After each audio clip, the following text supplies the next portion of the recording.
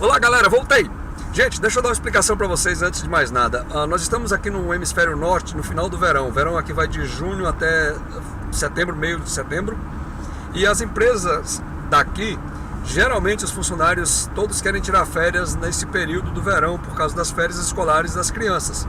E eu planejo tirar férias no inverno aqui ao invés de no verão, e eu quero tirar 3 semanas seguidas de férias. Então eu fiz um acordo com o meu chefe para que ele me liberasse as 3 semanas, porque no trabalho que eu faço é difícil tirar 3 semanas seguidas de férias, porque nós não temos muitos engenheiros de campo fazendo esse trabalho. Então é complicado, mas enfim, para que eu pudesse tirar as 3 semanas no inverno que eu estou planejando tirar, eu combinei com ele que eu não iria tirar nenhum dia de férias no verão, e eu então ficaria disponível para cobrir as férias de todos os colegas da região, não só da cidade que eu trabalho, mas da região inteira, caso fosse necessário. E aí por isso eu fiquei com bastante acúmulo de trabalho nesse período de verão, e realmente não deu tempo. Os únicos períodos de folga que eu tinha, então eu resolvi tirar com a família, então aproveitar, mas ficou meio sobrecarregado, por isso que eu me ausentei esse tempo todo, praticamente o verão inteiro do canal, mas estou de volta, tá bom? Explicações dadas, vamos então abordar o assunto de hoje, que é sobre material escolar. Eu sei que no Brasil nós não estamos na época de retorno às aulas, porque isso vai acontecer no Brasil só em janeiro, fevereiro, eu acho, fevereiro, mas aqui no hemisfério norte, como eu já falei, o verão é no meio do ano, e as férias escolares, então, elas acontecem no período do verão, assim como no Brasil. A diferença é que o Brasil, o verão é no final do ano, comecinho do ano, e aqui é no meio do ano. Mas enfim, as crianças estão voltando às aulas agora em setembro. Aqui as escolas são públicas, nós não precisamos pagar mensalidade escolar, e as escolas são de excelente qualidade, conforme vocês já viram no vídeo sobre educação. Eu vou colocar alguns trechos desse vídeo rapidamente aqui para que vocês possam rever. Mas e nós pagamos o material escolar. Ano passado a taxa de material escolar para o ano todo foi de $50. Este ano eu tive uma grata surpresa recebendo esta carta que vocês vão ver agora.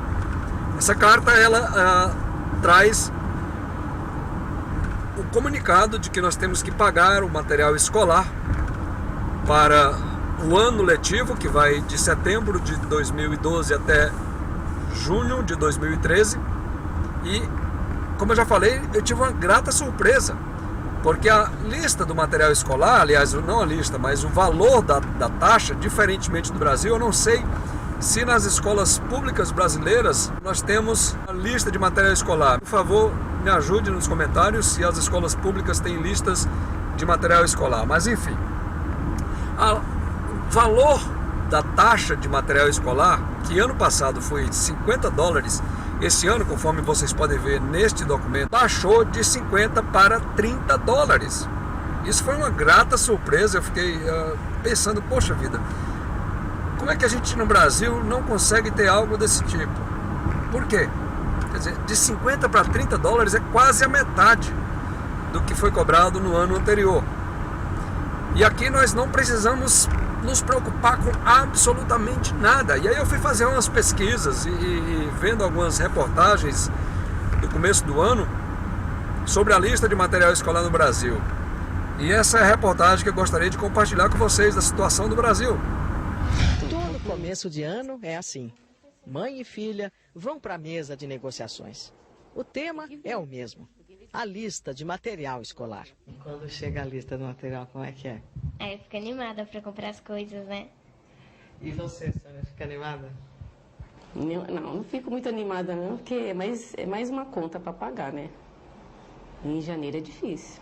Também pudera. Olha o tamanho da lista. Um caderno universitário de 8 matérias, um caderno de 100 folhas para gramática, um caderno de 100 folhas para matemática, 5 sacos plásticos... Mas a lista ainda não terminou. 100 copos descartáveis, uma atadura, faixa para lesão e um papel toalha. Copos descartáveis, faixa para lesão, papel toalha. Isso é uma obrigação deles.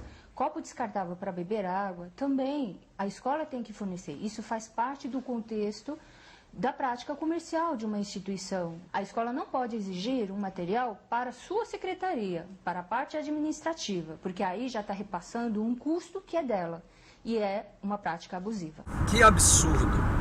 É algo que falta palavras para dizer.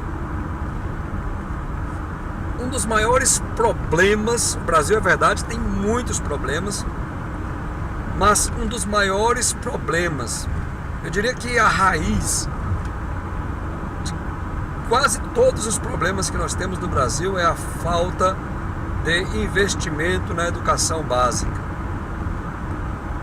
Veja bem, existe uma inversão de valores gritante no Brasil. As autoridades brasileiras inverteram, porque enquanto a educação básica é negligenciada, fazendo com que se transforme em apenas um negócio para a grande maioria das escolas particulares, enquanto que a escola pública é lamentável a qualidade, lamentável a estrutura, lamentável sob todos os aspectos. Imagens fortes feitas pela câmera do JH nas escolas públicas do país. Durante um mês inteiro, nós flagramos problemas de infraestrutura, tráfico de drogas na porta dos colégios e brigas entre alunos e professores.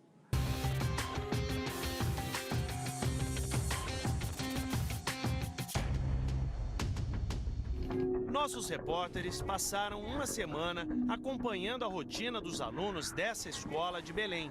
Nós constatamos situações que são comuns em escolas da rede pública. Salas quentes e barulhentas, mal equipadas, alagadas. As janelas não têm vidro e aí a sala de aula começa a ficar inundada.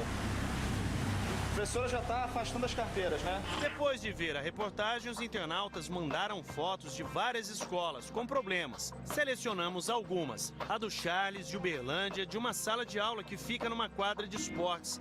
Ele conta que 200 crianças estudam aqui.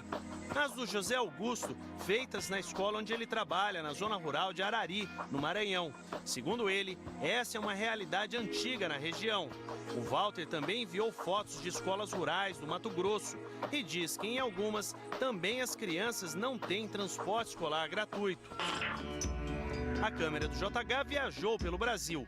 Na Amazônia, acompanhou a maratona de milhares de alunos que vão de barco para a escola. 2, 3 horas, de casa até a sala de aula. O trecho final da viagem dura 20 minutos e é feito na escuridão total. Hoje está claro porque nós trouxemos a lâmpada. A Rosinéia vai desligar e olha só, é assim que eles viajam todos os dias de volta para casa. No Nordeste, o trajeto é feito a pé. Minha perna está doendo. De maneira improvisada. Sem cinto de segurança, sem nenhuma proteção. E lá vão eles. E em ônibus caindo aos pedaços. Vocês já vieram em pé no ônibus? Já, porque não tem banco pra gente sentar direito. Os bancos é todo rasgado. Focamos também a relação professor-aluno, que está virando caso de polícia. Que ele ia dar um tiro na minha cara. Eu deixei bem claro para a sala que se acontecesse alguma coisa comigo, a polícia e a minha família já saberia quem era. O bullying e as brigas entre os adolescentes. Muitos filmam para se exibir na internet.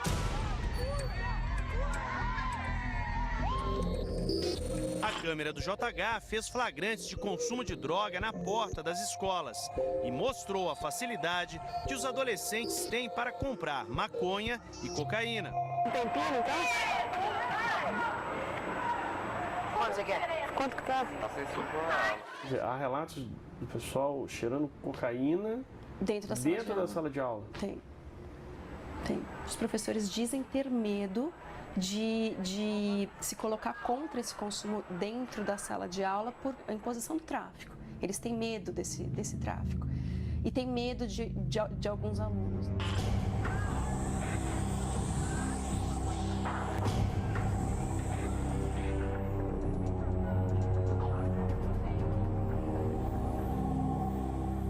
Isso é um descalabro total.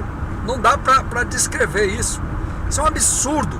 Como é que se pretende que o Brasil seja um país, se torne um país decente, se torne um país bom de se morar, se torne um país de um nível, não direi nem primeiro mundo, mas de um nível decente, porque o que acontece no Brasil é uma indecência.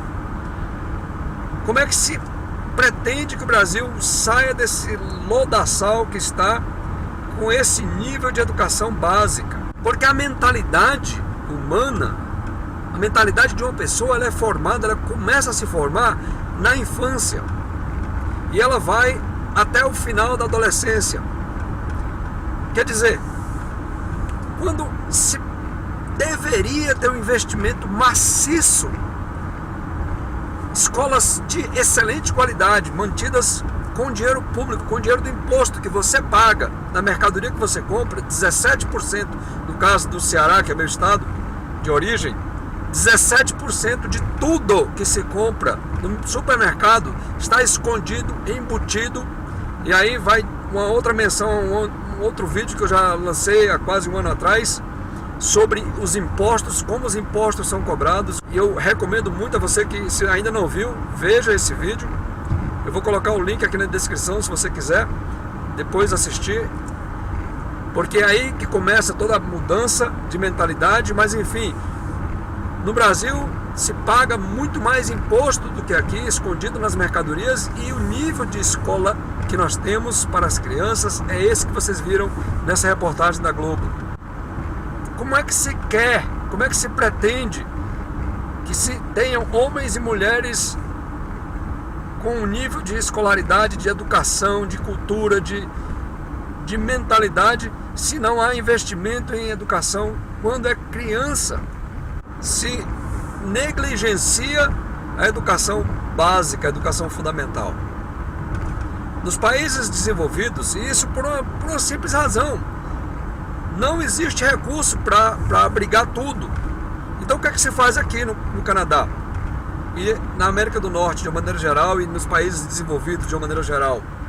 É algo lógico, algo realmente óbvio.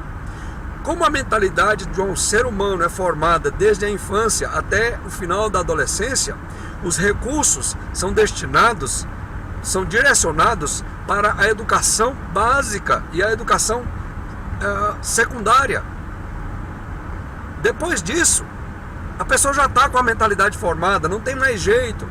Então o que acontece no Brasil? Nós temos uma geração imensa de estudantes que recebem uma educação lamentável, que não tem apoio do governo brasileiro, que não tem estrutura, e essa geração inteira vai se tornar uma geração de homens e mulheres semi-analfabetos, de pessoas que não têm mentalidade, que não têm noção das coisas, que não têm uma civilidade, porque elas não receberam quando era criança. E aqueles que têm condição de pagar uma escola de educação, de ensino básico para seus filhos, esses conseguem ingressar no ensino superior pago pela grande maioria da população que não teve acesso ao ensino básico de boa qualidade. Isso é algo revoltante. Isso é algo absurdo. Porque a grande maioria da população banca uma pequena porção dos que foram privilegiados na infância, que tiveram acesso às escolas de boa qualidade. E aí eu fiquei pensando, poxa vida, que situação esse país. Uma das grandes causas de tudo isso, para que essa situação se perdure no Brasil, é a corrupção. A corrupção que faz com que falte recursos. E aí hoje eu baixei a revista Veja dessa semana, que traz uma reportagem sobre o escândalo do Mensalão, e nela, na matéria de capa, o Marcos Valério, empresário ligado ao PT, afirma que o ex-presidente Luiz Inácio Lula da Silva sabia, e não só sabia, mas que participava do esquema. Não só ele, mas figuras ilustres do Partido dos Trabalhadores. E eu fiquei pensando, rapaz, isso é uma aberração. Porque quando você vê o presidente da Câmara, que já foi presidente, na época ele era presidente da Câmara dos Deputados Federais, envolvido no maior escândalo de corrupção que esse Brasil já viu. Quando você vê o presidente da República, que eu lembro em 1992, quando nós tivemos o escândalo do presidente Collor, aquela questão lá do PC Farias e corrupção, que não chegava nem no chinelo desse esquema do mensalão. Segundo a reportagem da revista Veja dessa semana, e eu recomendo a vocês que vejam, que dêem uma olhadinha, fala-se em 350 milhões de reais que foram pagos como propina, como suborno a deputados federais. Gente, isso é um negócio assim, falta palavras para descrever essa situação. Esses homens e mulheres políticos que foram eleitos com seu voto, que você acreditou neles, que você confiou neles, que você entregou nas mãos deles a autoridade para gerirem a vida do país que você mora, para gerirem o futuro do país que você mora, foram pilhados, foram pegos, envolvidos, como eu já falei, no maior escândalo de corrupção que esse país já viu na sua história. E aí está a explicação por que falta recursos para a educação. Aí se explica por que faltam recursos para a educação básica, para a escola do seu filho, para a escola da sua filha. Por que as escolas brasileiras estão nesse estado lastimável que você viu nessa reportagem? A explicação está aí. Porque existe um câncer, existe uma doença na política brasileira chamada corrupção, e essa corrupção desvia recursos importantíssimos.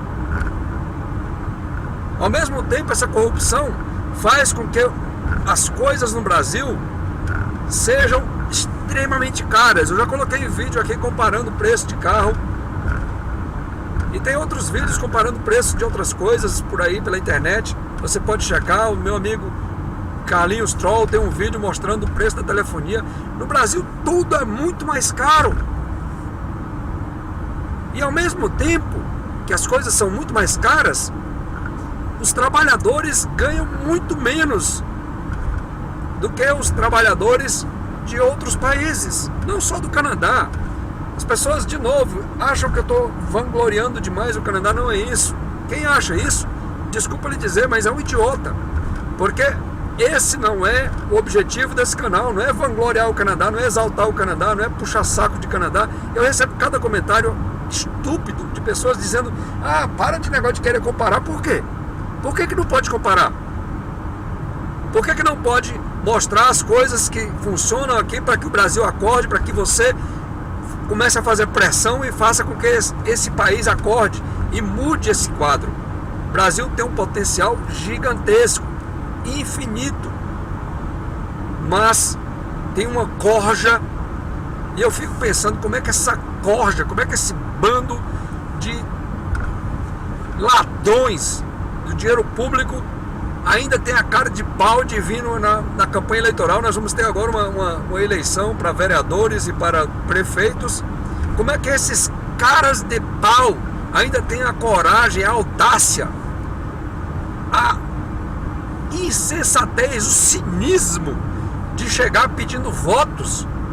Gente, esse Partido dos Trabalhadores era para ser implodido. Esses políticos que se envolveram nesse escândalo, se fossem países sérios, como o Japão, por exemplo, eles se matariam. Eu vou repetir, se isso tivesse acontecido num país como o Japão, esses políticos teriam cometido suicídio, de tamanha vergonha que eles teriam da população. Mas no Brasil, o presidente da República é o mentiroso, porque ele afirmou que o escândalo do Mensalão não existia, que o escândalo do Mensalão era uma invenção de políticos da oposição aliados a uma imprensa golpista. Gente, isso é um descalabro. Como é que um presidente da República mente para toda uma nação? Não dá para aceitar. Não se pode aceitar isso. Um presidente da República envolvido no escândalo, no maior escândalo da história desse país, e ainda por cima ter a cara de pau de mentir para todo o país, toda uma nação. Ele e a sua corja. Essa questão precisa ser investigada a fundo. Esse escândalo do Mensalão precisa ser investigado a fundo. E se realmente essas denúncias da revista Veja forem comprovadas, se realmente o ex-presidente Luiz Inácio Lula da Silva estiver envolvido, se envolveu nessa mundiça, nesse lamaçal, ele precisa ser responsabilizado, precisa ser levado às barras da justiça, e a justiça tem sim que julgá-lo à altura, e ele tem que pagar por esse crime, porque isso é crime. Corrupção é crime previsto em lei. Não é possível que um país que queira, que almeje ser um país decente, um país desenvolvido, coloque debaixo do tapete o crime do seu ex-presidente, que cometeu quando era presidente da República. E aí, de novo, eles têm a audácia, têm a cara de pau de vir na televisão e dizer que tudo isso é uma armação da imprensa, que tudo isso é uma armação de políticos de oposição. Gente, isso não dá para continuar com um negócio desse. Tenham pelo menos a decência de parar com essa mentirada toda e assumam o que vocês fizeram. Isso é um absurdo. Eu fico me perguntando até quando nós vamos ter uma situação dessa nesse país. Até quando nós vamos conviver com esse tipo de corja nesse Brasil. Isso é um absurdo. É algo realmente indescritível. E aí, pensando mais a fundo em tudo isso, uma das coisas que voltando para a questão da educação, que me fazem pensar por que esse país não consegue ter uma educação básica de qualidade, uma educação para as crianças de qualidade. Nós temos no Brasil o Ministério da Educação, que cuida da educação a nível federal. Nós temos as secretarias estaduais de educação, que cuidam da educação a nível estadual. Nós temos as secretarias municipais de educação, que cuidam da educação a nível municipal. E com esses três organismos, ainda assim, nós temos uma péssima educação. Eu fiquei pensando, nessa época agora de campanha política, como é que funciona a política no Brasil? Como é que as coisas funcionam? Nós temos algo chamado famigerado horário eleitoral gratuito. E na minha opinião, essa é outra aberração que acontece no Brasil. Porque como é que as coisas funcionam? Para aqueles que não sabem, os partidos que têm maior representação na Câmara dos Deputados têm maior tempo na mídia. Eles ganham maior tempo na televisão e no rádio. E aí o que acontece? Os outros partidos têm que fazer alianças, mas não interessadas em ideologias, não interessadas em linhas doutrinárias, não interessadas na linha de conduta, no pensamento daquele partido, mas interessadas principalmente, basicamente, no tempo de televisão que aquele partido tem a oferecer caso haja uma coligação, caso eles façam uma associação, vamos dizer assim.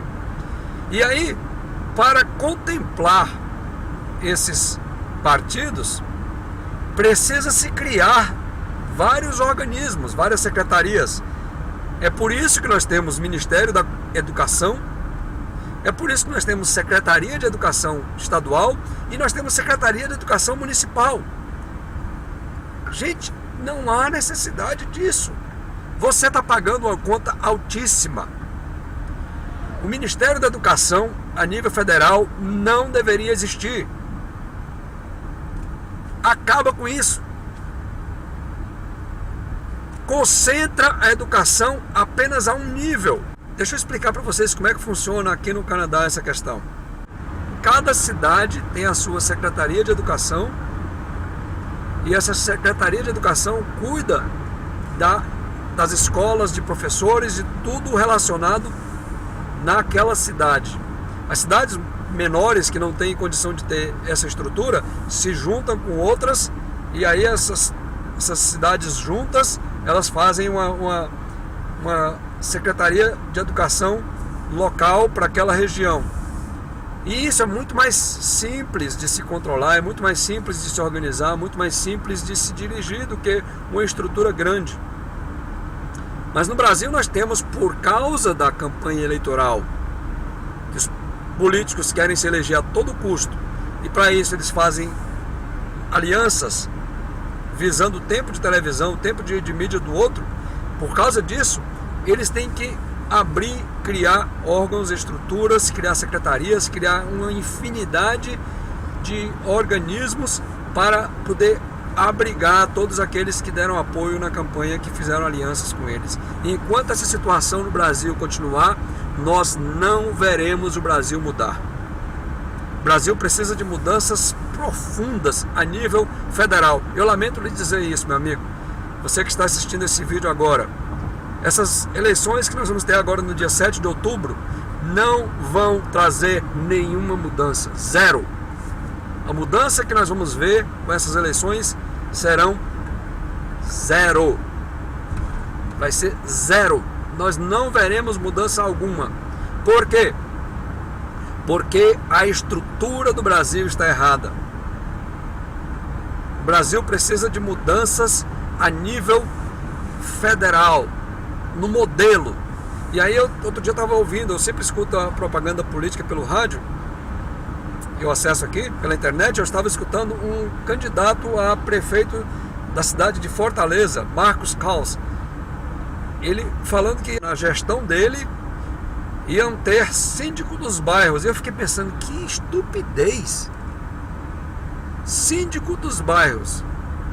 Quer dizer, quem é que vai colocar esse síndico do bairro? É ele? Então o síndico do bairro vai ser mais um funcionário da prefeitura indicado pelo prefeito para fazer o que o vereador deveria estar fazendo, fiscalizar as obras da prefeitura?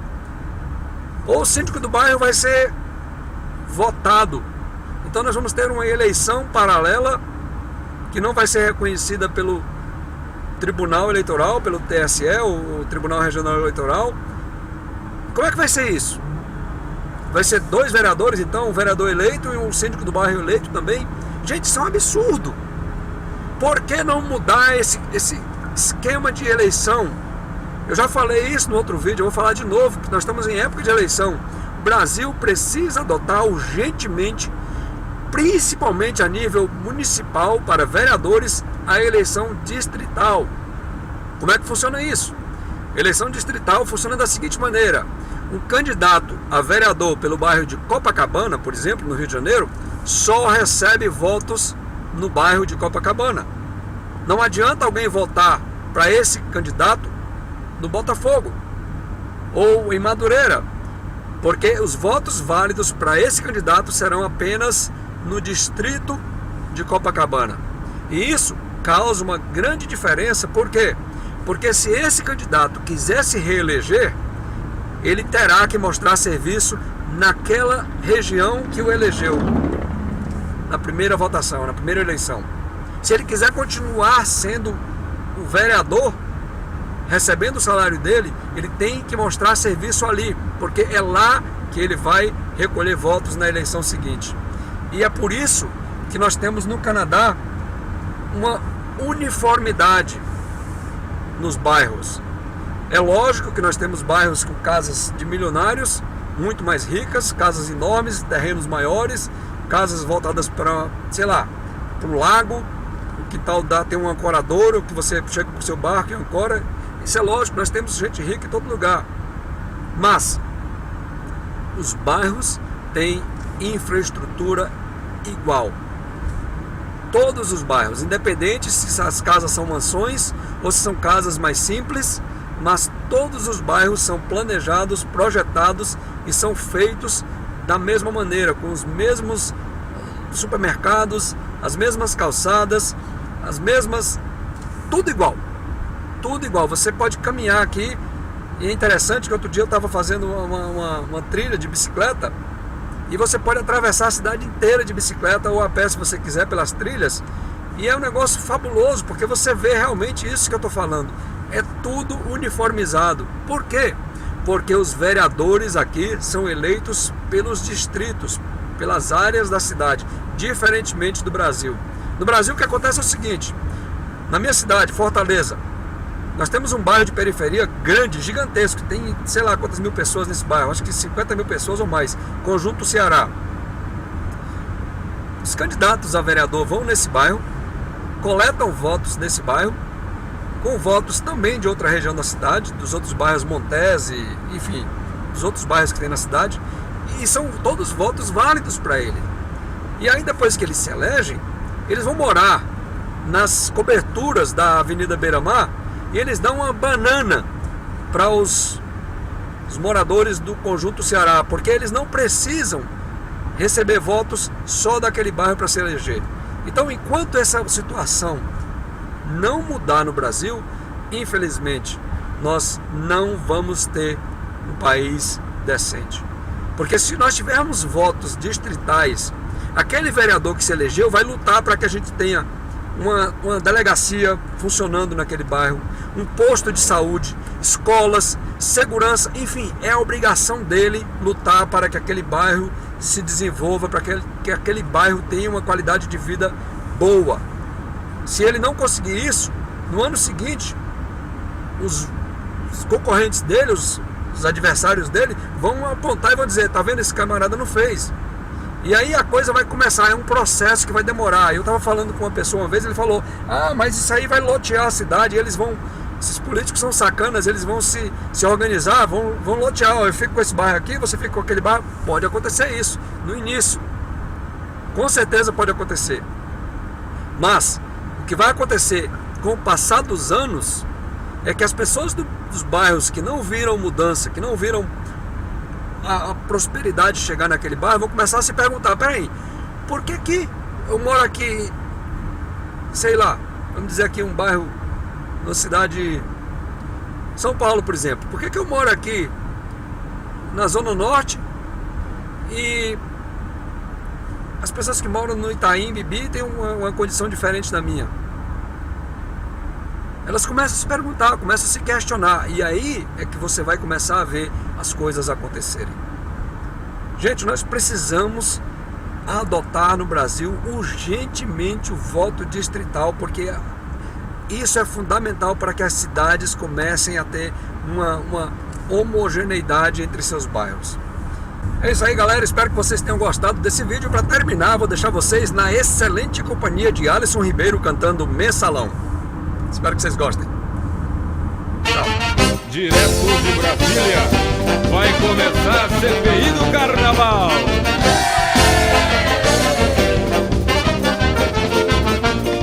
Meu salário não é mais o mesmo, foi desgastado pela inflação.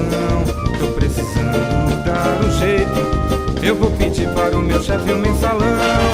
Essa verba agora está na moda, muita gente se beneficiou. No Congresso ninguém quer ficar de fora, é uma boa, o plenário aprovou. Eu quero ter direito ao mensalão, no contra-cheque, na mala ou no dizimão. Eu quero ter direito ao mensalão, eu sou do povo e mereço essa fração. Eu quero ter direito ao mensalão, se não couber no saco põe aqui no cuecão. Nesse carnaval eu vou no partido da folia e não precisa me pagar.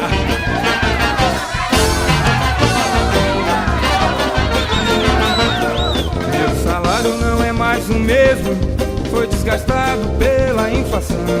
Tô precisando dar um jeito, eu vou pedir para o meu chefe o mensalão. Essa verba agora está na moda, muita gente se beneficiou. No Congresso ninguém quer ficar de fora, é uma boa, o plenário aprovou. Eu quero ter direito ao mensalão, no contra-cheque, na mala, no dizimão. Eu quero ter direito ao mensalão, eu sou do povo e mereço essa fração. Eu quero ter direito ao mensalão, se não couber no saco, põe aqui no cuecão. Estão falando por aí que esse tal de mensalão é o supra-sumo da corrupção.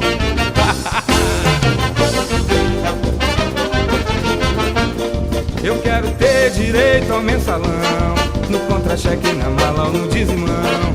Eu quero ter direito ao mensalão, eu sou do povo e mereço essa fração. Eu quero ter direito ao mensalão, se não couber no saco, põe aqui no cuecão. Eu quero ter direito ao mensalão, no contra-cheque, na mala ou no dizimão.